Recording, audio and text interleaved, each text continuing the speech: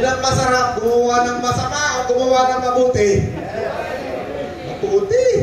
Alin ang madali, gumawa ng masama o gumawa ng mabuti? Pareho lang. Gagawa ka rin lang ng mahirap, hindi yung mabuti na gawin natin, ano natay? Gumawa ka ng masama, mahirap gumawa ng masama. Mabuti, mahirap din gumawa. Doon na tayo sa mabuti. Parehas naman mahirap gawin eh. Pero pagkasama natin ang Espiritu ng Diyos, kaya natin gumawa ng mabuti. Pag wala ang Espiritu ng Diyos, kahit gusto mong gumawa ng mabuti, hindi mo kaya gawain. Sino naniniwala ron? Pag wala si Kristo sa buhay mo na siyang Espiritu, kahit gusto mong gumawa ng mabuti, hindi mo magagawa. Magagawa mo lang gumawa ng mabuti kapag ang Espiritu ni Kristo ay nasa sa iyong puso. Amen! Tayo sa salita ng Diyos. Kita niyo yung note ko mo, 2023. Nagbabasa ako ng Bible, sinusulat ko dyan. Hindi ako nakuha ng mga komentary sa mga dito. Ang tawag ko dito yung mainit na tinapay. Ang salita ng Diyos, kapiraso lang, hindi mo kailangan sa ulo. Kakapal-kapal ng Bible na yan. Kahit kapiraso, sapat yan. Para ikaw ay magkaroon ng kalakasan, lumakad ka ng matuwid sa mundo nito. Amen! Maraming tayong bisita yata ngayon na mga bagong Kaya Marte. Punta tayo sa Bible. Punta tayo sa ikalawang Korinto, chapter 3. Ikalawang Korinto, chapter 3. Umpisahan na natin sa 6. Peso sa ipakita. Okay, ito na. Sabi rito, binigyan niya kami ng kakayahang maging lingkod ng bagong tipan. Ministers of New Covenant. No? Yeah. Nagbigay ng kakayanan na tayo maging lingkod ng bagong tipan. Yeah. Ang Diyos. Yeah. No? Kaya ang Panginoon, nung nag-umpisa yan ng aral, si John the Baptist, ang unang tanong ng maraming tao, sinong nagbigay sa iyo ng authority na ikaw ay mangaral? Kulungan kagad na nga. Kaya si John the Baptist hindi makapasok ng bayan kasi nandoon yung pamahalaan. Bawal. Kasi ang pinapangaral ni John the Baptist, mayroong darating na isang hari na maghahari. Nandoon si Haring Pilato, si Haring Herodes, katatatang hari doon. Kaya ayaw, bawal. Pag magko-conflict sa saligang batas ng isang gobyerno o ng sekta ng isang religion, yung kanilang doktrina, hindi nila paniniwalaan ang mensahe galing sa Diyos. That's right. No? Kapag ang isang sekta ng religion merong doktrina na labag sa ipinapahayag ng Diyos, hindi sila maniniwala sa Diyos, doon sila sa doktrina. Kaya itong mga Israelita nang dumating ang Panginoon, ayaw nilang paniwalaan ang sinasabi ni Kristo. Bakit? Lagi silang nakatutok doon sa sekta ng kanilang sa blue book nila. Yung Old Testament, yan ang saligan ng pananampalataya ng Hudyo. Kaya nang dumating si Kristo, bumaba ang Espiritu ng Diyos na parang kalapati, nangaral ang Panginoon. Ano sabi ng salita ng Diyos? Sa Joel, sa huling araw, ibubuhos ko ang aking Espiritu, sabi ng Diyos. Kaya nga ako, hindi ko maisip hanggang ngayon, hindi ko maisip na ako mga araw ng salita ng Diyos. Bakit? Kapag dumating si Kristo, ang Espiritu ni Kristo, darating, titira sa iyo mananahan. Sabi ni Joel, sa huling araw, ibubuhos ko ang aking Espiritu, sabi ng Diyos. Sa lahat ng taong tatanggap kay Kristo. At sila ay magpapahayag. Sabi sa Acts, ganoon din. Baba ng Espiritu Santo. No? Sabi ng Panginoon, kayo'y magpapahayag. Anong sabi sa Revelation? Anong diwa ng pagpapropesiya? Ang diwa ng pagpapahayag ay tungkol sa pagtatestify tungkol kay Jesus. Yun ang diwa ng propesiya. Ngayon, marami sekta na religion, hindi naniniwala na mayroong mga propeta pa ngayon. No? Hindi sila naniniwala na mayroong pang propeta. Bakit? Kasi mayroon silang doktrina na wala ng propeta ngayon ng araw pa. No? Pero pagbasahin mo ang Bible, ang Panginoon Panginoon ay magtuturo, magpapakain yan. Ang tawag ko rito sa ginagawa natin, tayo kumakain ng tinapay na mainit. At kapag tayo ay nakarinig ng tinapay, nakakain tayo, ang salita ng Diyos yun yung pagkain. Ay sabi ko, tinapay lang muna. Sabi ng Panginoon, ako tinapay. Ang kumain ng aking laman, walang buhay na walang. Ang hindi kumain ng aking laman, sabi ni Kristo, walang buhay na walang hanggan.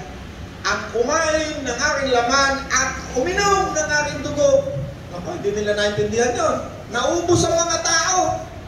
Ang natira lang sa harapan ng Panginoon, yung dalawa. No, kaya kung minsan, pag magpahayag ka, magturo ka ng salita ng Diyos. Kasama mo yung banal na espiritu, magturo ka. Lahat na may mga sekta na religion, ikaw kalaban. Ikaw ang kalaban. Bakit hindi nila paniniwalaan yung revelation? May mga revelation, fresh revelation. Ang Diyos kapag dumating, laging may bago. Hindi yung katagda-tagda na dum-dum. Nakita niya yung morakol? Ang pinanganak ako, yun na yung tugtog dum-dum.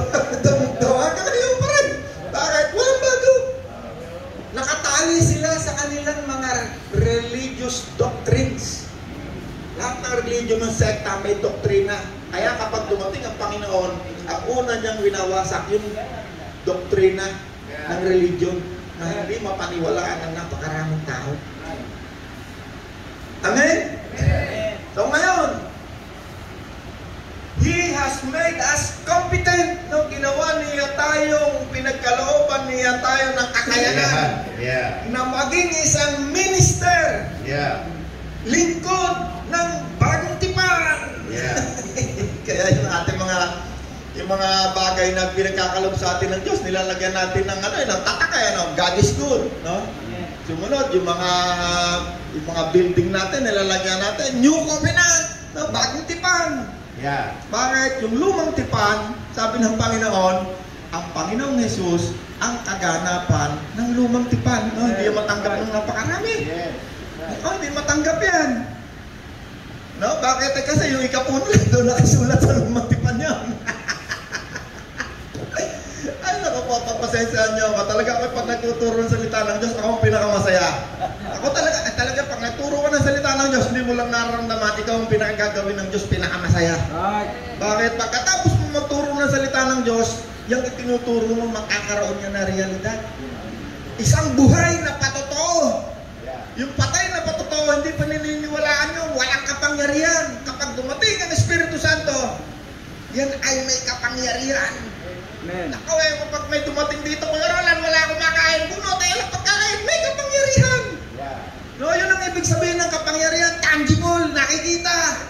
Hindi yung nawa ka na nawa, pagkatas, may pera, wala akong makakain. Ay, naku po. Talaga naman, pagpasensyahan niyo ako, talaga tumatawa ako, talaga ako'y masaya. Ako'y puspos ng Espiritu ng Diyos. No? Sana ba? 7. Kuya Sosay, pakibasa.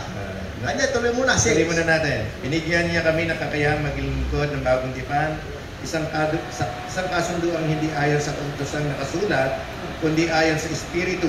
Yun. Sapagkat ang kautosang nakasulat ay nagdudulot ng kamatayan, ngunit ang Espiritu ay nagbibigay buhay. Ayun. Sana kabatay. Ang mga lingkod ng bagong tipan, ito'y hindi nakabatay sa mga kautosang nakasulat, mga doktrinang nakalibro. Ito'y nakabatay sa Espiritong Banal. Meron itong batayan. Sabi ni Pablo, ayaw kong inyong pananampalataya ay masandig sa karunungan ng tao. Ang gusto ko'y masandig ito sa Espiritu, sa kapangyarihan. Kaya pag sinabi na ko, Espiritong Banal, meron na tayong 3 Diyos. Ay, naku po. Sabi nga ni Kuya Marte, huwag lalampasan na susulat. Tama yun. Pag nakasulat sa Bible, huwag ka nang lalampas dyan. Ang problema dyan sa mga theologian, nagdadagdag yan. Minsan nagbabawas yan.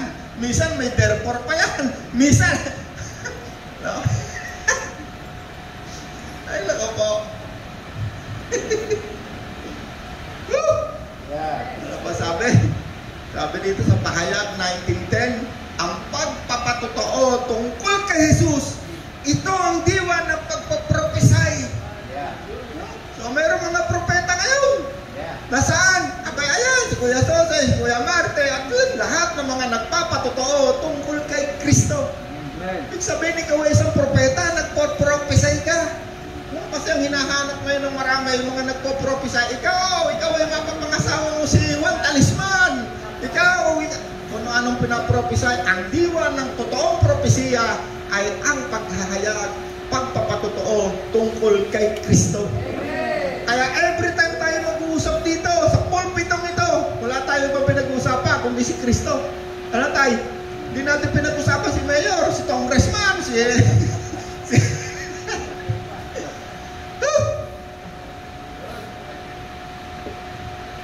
Hallelujah. Kuya Sotoy, pakituloy. Nang ibigay ang kautusang nakaukit sa mga tapyas ng bato, nahayag ang kaluwalhatian ng Diyos. Kaya nga hindi matingnan ng mga Israelita ang mukha ni Moises, kahit na ang liwanag na iyon ay sa mukha niya ay pansamantala lamang. Kung ang paglilingkod na batay sa kautusang nakaukit sa bato ay nagdadala ng kamatayan, nagdadala ng kamatayan ay dumating na may kalakip na gayong kaluwalhatian, gaano pa kaya ang kaluwalhatian ng paglilingkod ayon sa Espiritu? Ano pa kaya ang kaluwalhatian, glory ng paglilingkod ayon sa Espiritu? Gloria, napakalalim na salita niyan, hindi na natin halos naunawaan yan. Alam na lang natin, Gloria la bandera. No, doon sa huling pinag-usapan natin nung nakaraang linggo, kung kayo'y makakasama ni Kristo sa pagtitiis, makakasama rin niya tayo sa kaniyang kaluwalhatian. Ano yung pagtitiis na yun? Abay, may tinitiis din niya, yung katawan na yan, lahat ng gusto ng katawan na yan, kasamaan. Ano naku, punta lang sa barangay yan wala na. Inuman ko na ng kasama ng gustong gawain yan. Merong participation, very simple. No? Medyo anuin mo rin naman, ayawan mo rin naman yan, kasi pag hindi mo inayawan yan, ang makakatulad mo ay manok na tumutuka ng palay. No, yan dyan yung mga kasamahan ng mga pilosopong Tasyo. Paano yung gagawin kayo, lumapit ka sa akin ng manok? Di tinukakay ka. May sinabi mo, ito pala isang animal. Yung katwiran mo paano yung gagawin ko, lumapit ka ang manok? Di tinukay ka. Lumapit ang palay. Di tinukay ka ng manok. Abay, talaga palang hindi mo kilala sarili mo. Ang pagkakilala mo sa iyong sarili, isa kang animal. Hindi ka animal. Nang tinanggap mo si Kristo, ikaw ay naging isang kompletong tao. Sabihin, meron kang espiritu, meron kang kaluluwa, meron kang katawang laman. Ang tawag sa iyo ay anak ng Diyos, ikaw ang katawan ni Kristo. Sino tumanggap kay Kristo? Nasa sa iyo ang espiritong banal ni Kristo. At tayo ngayon ang mga katawan ni Kristo na pinag-uugnay-ugnay. Hinalintulad tayo sa isang gusali na itinayo ng mga apostol. Sino si Apostol Pablo, si Apostol Pedro? New Covenant, bagong tipan. Na ang pundasyon ay walang ibang pwedeng itayo kundi yung naitayo na. Yung inilagay na. Sino? Si Kristo ang pundasyon nating mga mananampalataya sa bagong tipan. Palakpakan natin ang Panginoon! Palakpakan natin ang Panginoon! Kasi meron siyang mainit na tinapay. Pinapakain niya sa atin. Pag yung tinapay na yan kinain mo, lalakas ang iyong katawang kaluluwa. At pag malakas ang iyong katawang kaluluwa, pag dumating si kasamaan, naakay ka, sasabihin ng kaluluwa, ang pag-iisip bahagi ng kaluluwa. Sasabihin ng kaluluwa, pag-iisip, ayaw ko yan. Dito ako sa mabuti. May natutunan tayo. Nung araw, nung hindi ko alam yan, ay nako, sabi ko sa Diyos, wala naman pala akong magagawa, kundi gumawa rin ng masama. Wala naman pala akong magagawa, kundi pag dumating si kasamaan din ang gagawain ko. nung ako'y magbasa ng salita ng Diyos, kumain ang aking kaluluwa. Lumakas ang aking kaluluwa. Pagdarating si kasamaan, maputing hita, sabi ng aking kaluluwa, masisira pamilya mo dyan. Negosyo mo, malawaltas yan. Lumilinaw ang pag-iisip. Dahil lumilinaw ang aking pag-iisip, dati akong madilim, hindi ko maintindihan. Yung palang mga ginagawa kong sinasabi kong tama at mabuti, ay masama pala. Nung sinabi sa akin ni Kristo, pag ayaw mo, pag sa'yo ginawa, huwag mong gawin sa Kanya. Ito'y masama. Oh, yan ang buong Bible. Sabi ni Kristo, mahalin mo ang iyong kapwa. Kung paano mo minamahal ang iyong sarili, ganon din ang gawain mo sa kanila. Kaya lang asawa natin, mamahalin natin maigi yan. Pag asawa mo lang, di mo kayang mahalin. Paano ka magmamahal sa kapwa mo? No, tama na kayo, Susi. Anak mo lang, di mo kayang mahalin. Paano mama? Yung taong nakikita mo, di mo kayang mahalin. Paano mamahalin ng Diyos na hindi mo nakikita? Ang Panginoon, pag yan ay nagturo, malinaw pa sa sikat ng araw. Yung mga nakukompuse dyan sa Bible, nakukompuse lang yan dahil sa doktrina nila. Yan lang ang nagko-confuse sa kanila. Kaya yung Panginoon, yung Espiritu Santo pang nagturo, hindi nila maintindihan. Kasi may harap. Tuloy mo kayo, Sosen. 9. Sabi rito, kung may kaluwalhatian ang paglilingkod na nagdudulot ng hatol na kamatayan, lalo pang maluwalhati ang paglilingkod na nagdudulot ng pagkakawalang sala. Dahil dito masasabi natin ang dating kaluwalhatian ay wala na sapagkat napalitan na ito ng higit na maluwalhati. Kung may kaluwalhatian na lumilipas, lalong higit ang kaluwalhatian na nananatili magpakailanman. Amen! Anong verse na yan? Kayo, Sosen? 11. 11. Tuloy pa kayo, Sosen. Dahil sa pag-asa namin yan, malakas ang aming loob. Hindi kami tulad ni Moises na nagtatalokbong ng mukha para hindi makita ng mga Israelita ang paglipas ng kaluwalhatian yon. Ngunit naging matigas ang kanilang ulo, kaya hanggang ngayon nananatili ang talukbong na iyon habang binabasa nila ang lumang tipan. Hallelujah! Hold! Yeah. Tignan nyo itong mga Israelita, no? May harang ang kanilang pag-iisip. Yes. Habang binabasa nila yung kanilang blue book sa kanilang relihiyon, hindi nila maunawaan yung paglilingkod sa bagong tipan. Bakit? May nakaharang. Yeah. Anong nakaharang?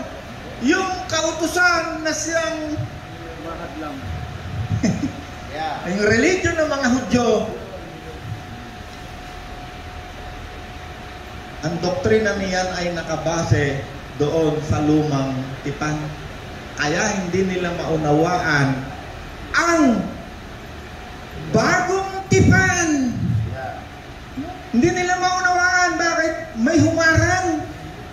Ano ang humarang? Yung mga doktrina ng mga reliyon.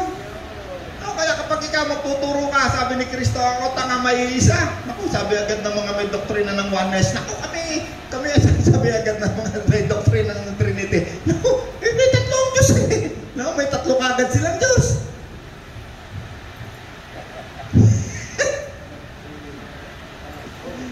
May talukbong, hindi nila maintindihan.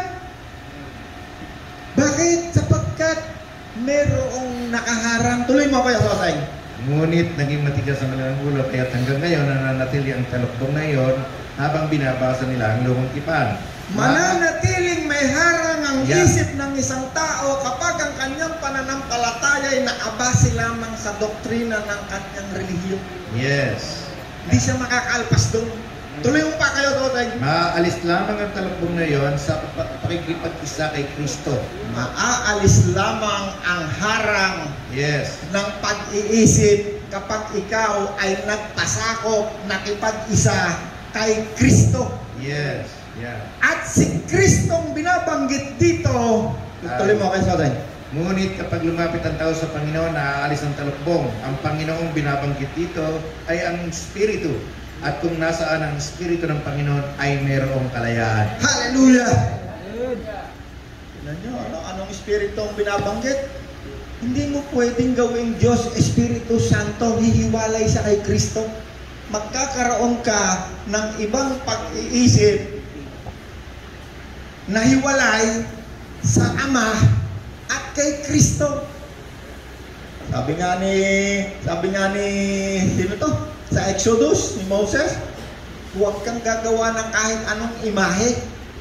Ako'y Diyos na mapanibughuin, sabi ng Diyos. Eh paano pag si Kuya Marte gumawa na ng ibang Diyos, may pangalan pa, Greek, Hebrew pa pangalan. Na pangalan Kuya Marte, sample lang ba? Hindi, isa lang, huwag marami, isa lang. O eh paano ngayon? Kung sinabi ni Kuya Marte, ang aking Diyos si Jehovah. Kaya ngayon, magkakaroon siya ng doktrina, Jehovah's Witness.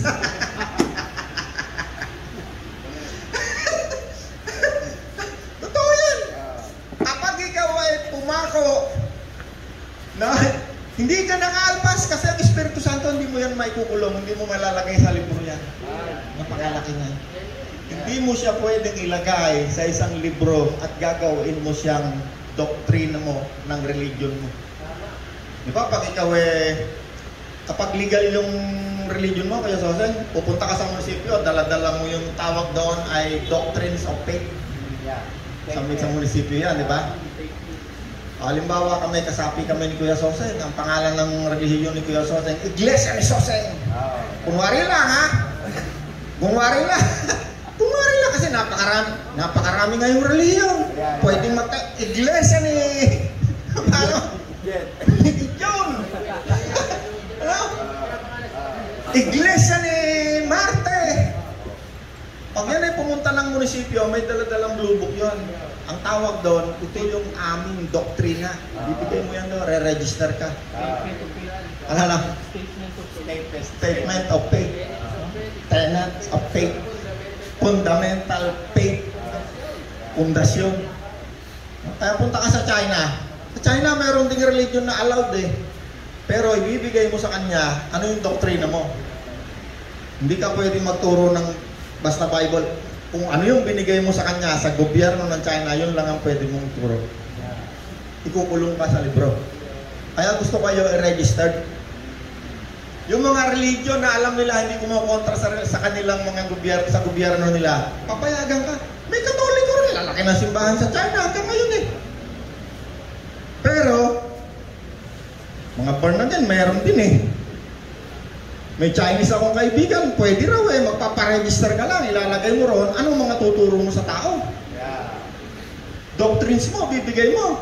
Pag ikaw ay nagpipreach pa, bantayan ka. Hindi ka pwedeng magturo na si Jesus ay darating, may hari na darating, siya mamumuno dito sa mundo, hindi pwede.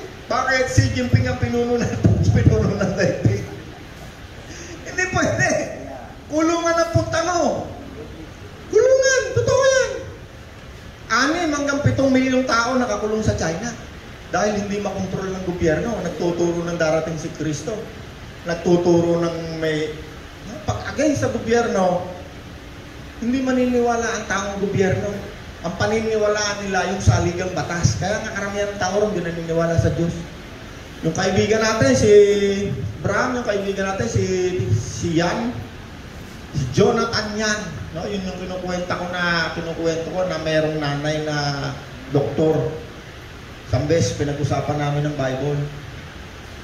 Tingnan mo, sabi ko, saan ang galing ang tao? Ginawa ng Diyos. Saan ang galing ang babae? Kinuha ng Diyos sa tadyang. Tawag sa nanay ng espesyalistang doktor sa China. Kakagaling ng mga doktor dyan.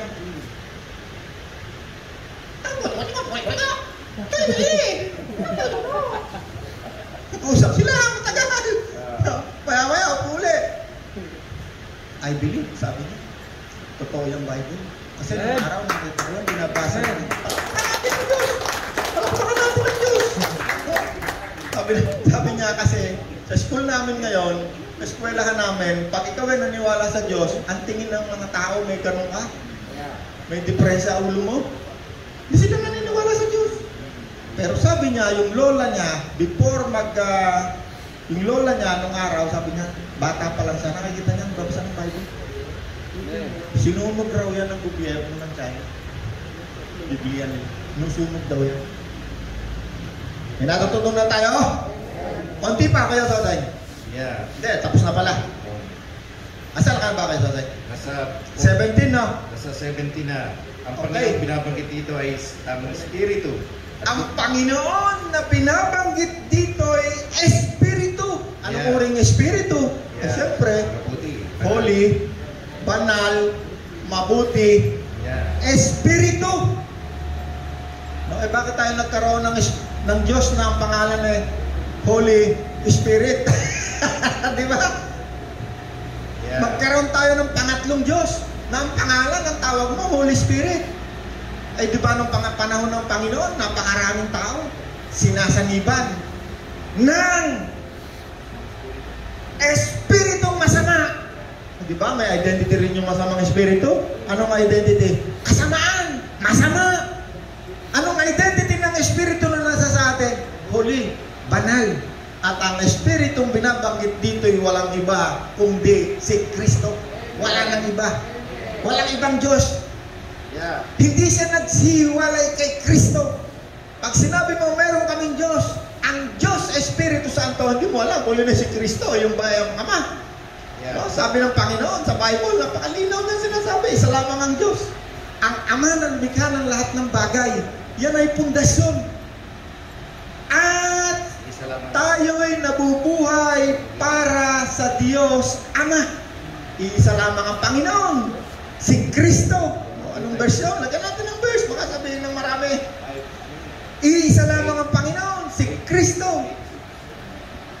At sa pamamagitan ni Kristo ay nilikha ang lahat ng bagay. At sa pamamagitan din ni Kristo ay tayo nabubuhay ngayon. O mayroong pagkakaiba? Mayroong nag-separate sa pamamagitan ng salita ng Diyos. Ang salita ng Diyos napakatalas. Very sharp. Mas sharp ka kay Kuya Marte. Si Kuya Marte, Hebrew, Greek lang alam niya, tsaka Latin. Ang salita ng Diyos mas matalino.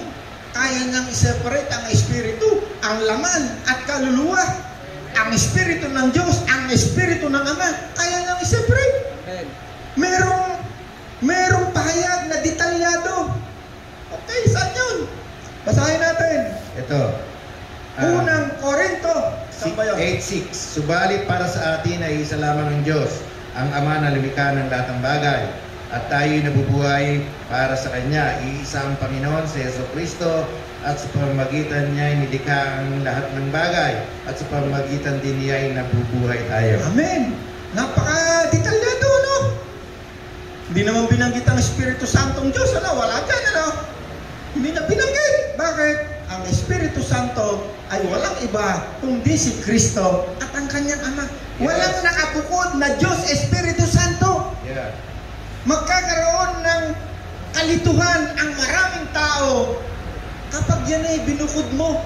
Binukod lang yun ng doktrina ng Trinitarianism. Ano tawag mo ito? Trinitarianism. At kapag yan ay bumunggo, ang bubungguin niyang Trinitarianism, oneness doctrine. Hindi nyo pa nga narinig ang doctrine ng Tunes. May Tunes pa. John 17:3, ito ang buhay na walang hanggan, ang makilala kanila si Jesus, ang tunay na Diyos na iyong isinugo. Tinan mo ano? Hindi mo pwedeng ikulong ang salita ng Diyos. Hindi pwede, hindi mo kayang masterin ang salita ng Diyos. Hindi kayang ilagay ng mga theologian ang Diyos sa kanilang libro. Hindi kaya. Ang may kaya lang dyan may mga, sino to? Si Aristotle, si Socrates, si Plato, yung mga great theologian. Yan lang paumpisa ng mga sumulat yan ng libro ng theology sa mga lahat ng subject na pinag-aaralan natin ngayon sa eskwelahan, sa mathematics, sa philosophy, sa lahat ng subject sa school. Yan ay nagmula sa mga theologian, sa mga philosopher. At hanggang sa ngayon, napakadami niyan na patuloy na gumagawa ng mga libro. No? Kaya may doctorate degree ka, naku, may libro yan. Lahat yan, susulat yan ngayon. Pag nag-preach yan, no? May mga doctorate degree. Mga kapatid, yung nakalimutan ng libro ko dyan sa labas. Bilhin. una nyo maririnig. Naku po, napakadumami. Halos lahat yata lang narinig ko ng mga international na mga doctorate na nag-aaral sa mga una nyo sasabihin sa inyo, may libro yan, panghahataw-hataw pa lang kanina. Sa labas, paglabas nyo, bili kayo ha. Ang unang paksa niyan, ang unang pakay niyan, bulsa ng tao. Pera. Wala nang iba. Sabi ni Apostol Pablo, kapag ang isang tupa, pinagsamantalahan, napakalaki ng kabayaran. Mortal sin. Kaya sabi ng Panginoon, lumayo kayo sa harapan ko. Kayong mga gumawa ng kasamaan. Hindi ko kayo kilala. No, basihan ng Panginoon pag dumating ka sa harapan niya eh. Lumayo kayo sa harapan ko.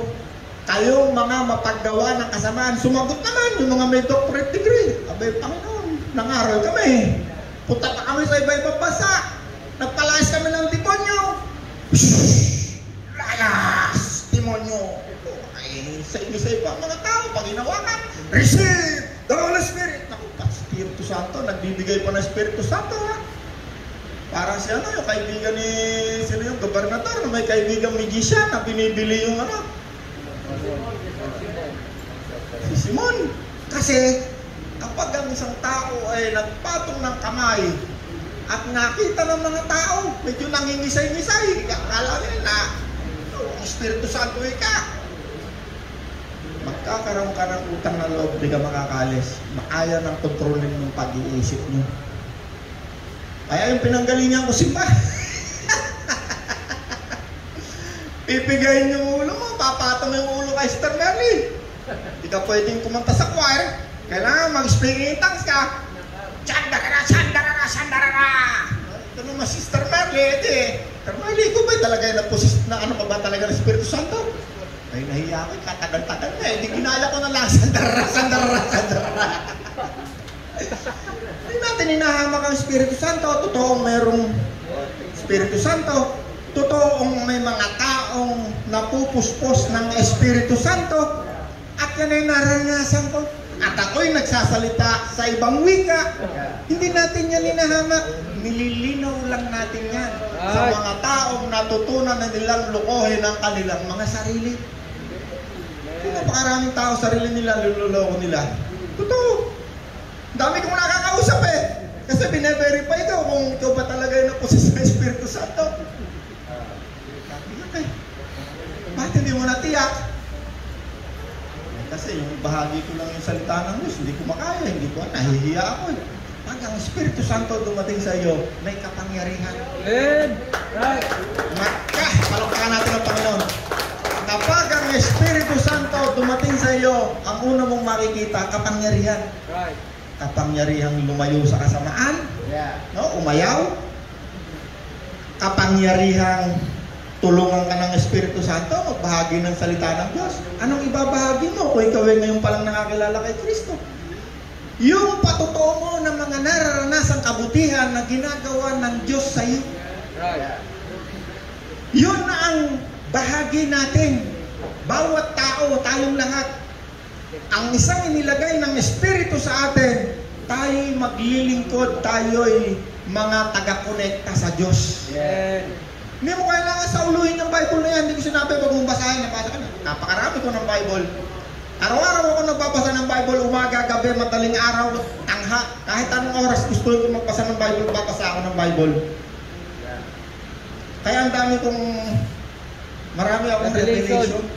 Kasi kapag kinain mo yung salita ng Diyos, aapaw yan. Good. Mag-o-overflow. Yun ang sinasabi na kapag ikaw ay inilubog sa tubig, iba na yun, no? Spiritual na salita na yun. Katulad na yun ang sinabi ni Kristo, kapag hindi mo ininom ang aking dugo, sabi ng mga nakapako lang sa libro, ano to, cannibal to, kakainin ng laman. Kaya ang unang pinersecute ang mga Kristiyano. Bakit? Kapag nagtuturo sila kasama ang Espiritu Santo, sabi ng mga religion sa paligid, naku, yan mga pasaway yan ang mga sanhin ng kaguluhan. Pag ikaw ay sumunod kay Kristo, ang unang bintang sa iyo, ikaw ay rebelde, blasphemy, ikaw ay sinasabi ng demonyo, pinuno ka ng demonyo, yan agad ang bintang sa iyo. Bakit? Sapagkat nakakulong ang kanilang mga pag-iisip sa kanilang mga libro. Right. Hindi makawala. Anong sabi? Paano makakawala? Kapag ikaw ay nagpasailalim, ikaw ay nag-submit sa Espiritong Banal na nandyan sa'yo. Amen. Anong tawag sa Espiritong na sa'yo? Espiritong mabuti, banal, Holy Spirit, holy, banal. Ang salita ng Diyos, hindi mo pwedeng balagtarin kasi magkakaroon ng ibang meaning. No, sabi nga sa salita ng Diyos, huwag kang lalampas, huwag ka rin magkukulang. No? Sabi ng isang pilosopo, sa Revelation lang yan sinabi, na huwag kang magdadagdag, huwag kang magbabawas. Ibig mo sabihin, itong New Testament, pwede mong bawasan. Pwede mo ring dagdagan. Hindi pwede. Right. Buong New Testament, hindi mo pwedeng dagdagan. Bakit? May babala dyan. Nagbigay ng babala ang mga anghel sa pamamagitan ni John Revelator. John Revelator. Sabi niya, bibigyan ko kayo ng babala. Ang magdadagdag sa nakasulat sa aklat na ito, New Testament ang binabanggit niya, hindi lamang yung Revelation. Buong New Testament, hindi mo pwedeng dagdagan, hindi mo rin pwedeng bawasan, hindi mo rin pwedeng baligtarin ng salita, nagkakaroon ng ibang meaning. Sa New Testament, sa ano lang yan, hindi, buong Bible, hindi mo pwedeng dagdagan, hindi mo pwedeng bawasan. Amen. Kaya ang paraan ng Diablo dyan, ang Diablo hanggang ngayon, nako, si ganito, nahukay raw sa bundok yung ganito, yung Bible, dadagdagan na natin ng Bible. Nako, basahin mo naman yung nakasulat pati pagpapatiwakali, duway kalooban ng Diyos. Hindi siya kinasihan ng Espiritu Santo, Espiritong Banal. Hindi siya nagtuturo na galing sa Diyos, kundi galing sa demonyo. Laging may nahuhukay. Diyan sa Middle East, lagi. Naku, nabasa namin si Kristo, mayroon palang anak. Si Maria pala'y asawa. Pag naniwala ka sa salita ng demonyo, hindi ka lalapit kay Kristo. Habang buhay, mawawalay ka sa Diyos. Hindi mo siya gagawin Panginoon. Mawawalan ka ng tiwala kay Kristo. Kaya ang Panginoon, marami binabastos ang pangalan ng Panginoon, lalo na yung marunong, matatalino. Naku, may DNA ka, may DNA.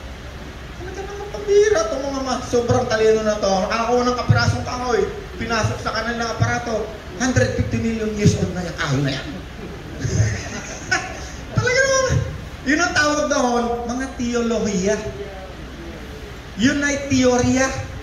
Yun ay maaaring naganap. Hindi ibig sabihin ng teolohiya 100% yun nga. Kundi yun ay mga teorya. Mga teorya. Na ibig sabihin ay maaaring ito'y naganap, maaaring hindi.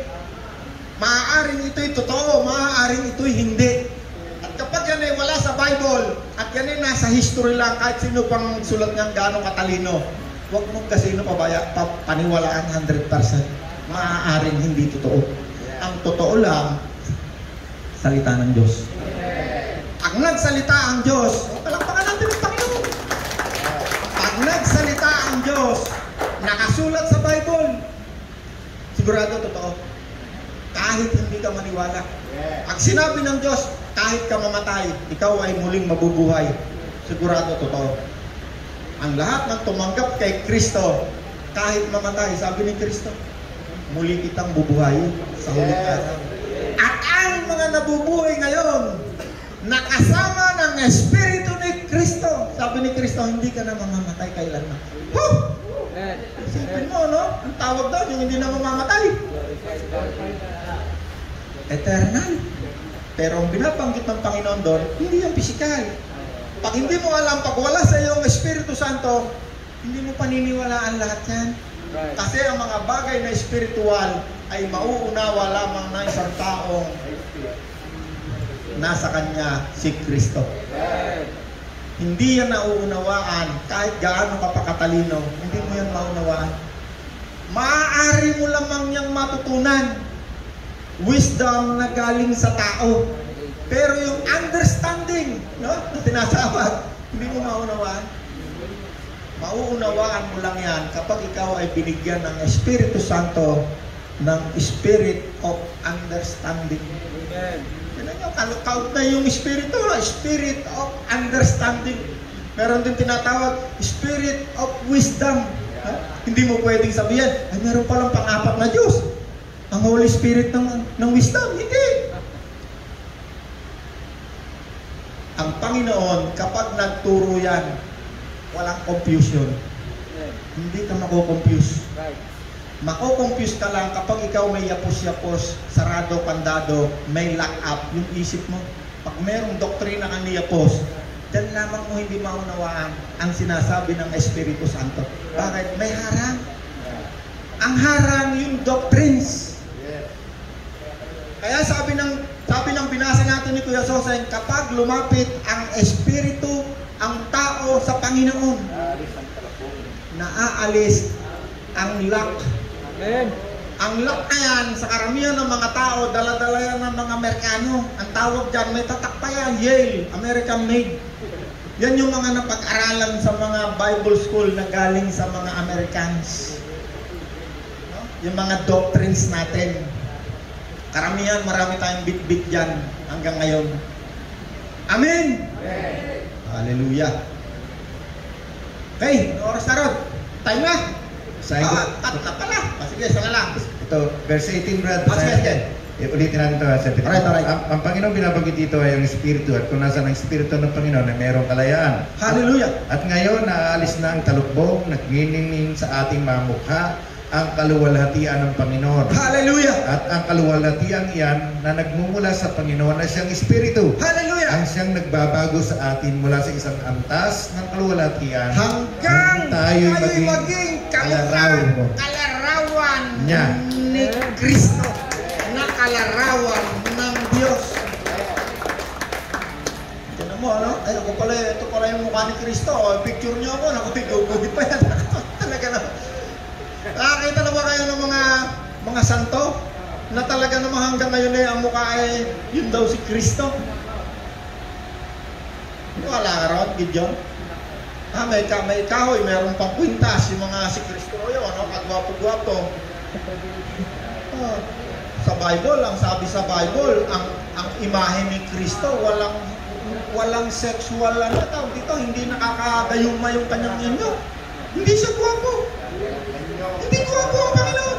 Eh baka yung picture nilang gano'n, niluluro nila, baka di mo. Hindi ko sinabi din. At totoo lang, yung mga ibang religion, napakaraming Diyos, niluluhuran nila. Galing tayo sa Katoliko. Katoliko pa rin naman tayo. Hindi naman tayo nag-represent na, no? Diba, pagpunta natin sa simbahan, nanood tayo sa mga rebulto, no? Kasi sa Katoliko, yung rebulto nila, Diyos. Tama na, Nay. Eh, nung araw, meron kami rebulto, ang dami. Pagka yung araw ng mahal na araw, darasal. Eh, nung isang araw, nung ako'y nakakilala sa Panginoon, sabi ko, hindi naman pala Diyos ka ako itong kanilang niluluhuron at kasi yung lola ko, magdadasal yan eh. Parang tape recorder eh. Basta, dito tawa na ngayon ako. So, apa Ginoo, marikis na dito, puro kayo na, pinamatat mo na daw. Abay nabas nung ako'y nakakilala kay Kristo, nalaman ko, ito pala mga rebultong ito, hindi naman pala Diyos. Abay, di pagpasok-pasok ko sa bahay ko, kunwari nasagi ko yung rebulto, ay, naturog. Aba, pag-uwi ko na naman, galing ako boarding house, pag-uwi ko, malaki. Bumili na naman ang mas malaki. Ay, hindi natin pinagtatawanan yung kaninang pananampalataya. Realidad yun. Na mga taong hindi nakakakilala sa Diyos, gumagawa sila ng maraming Diyos. Kasi nature ng isang tao na makilala ang Diyos. Gumagawa sila ng maraming paraan para makilala nila ang Diyos. Walang ibang paraan para makilala natin ang Diyos. Kay Kristo lamang. Amen. At kapag nakilala natin si Kristo, tayo'y magiging kamukha ni Kristo na siyang larawan, kahawig, imahe ng Diyos mismo. Amen! Hallelujah! Kahawig, kalarawan, imahe ng Diyos na banal, holy. At tayo'y magiging banal, holy, mabuti! Amen! Tayo tumayo. Nakakabuti ng aking Diyos, di siya nagbabago. Napakabuti ng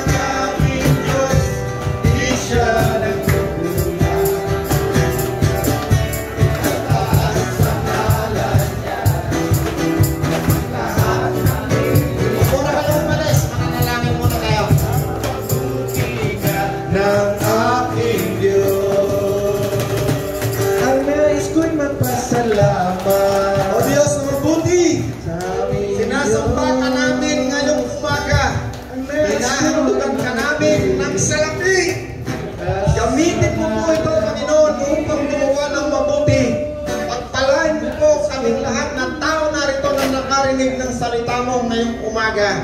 Salamat po, ikaw ay napakabuti sa amin. Yes, Lord. In Jesus' name we pray. Amen. Amen.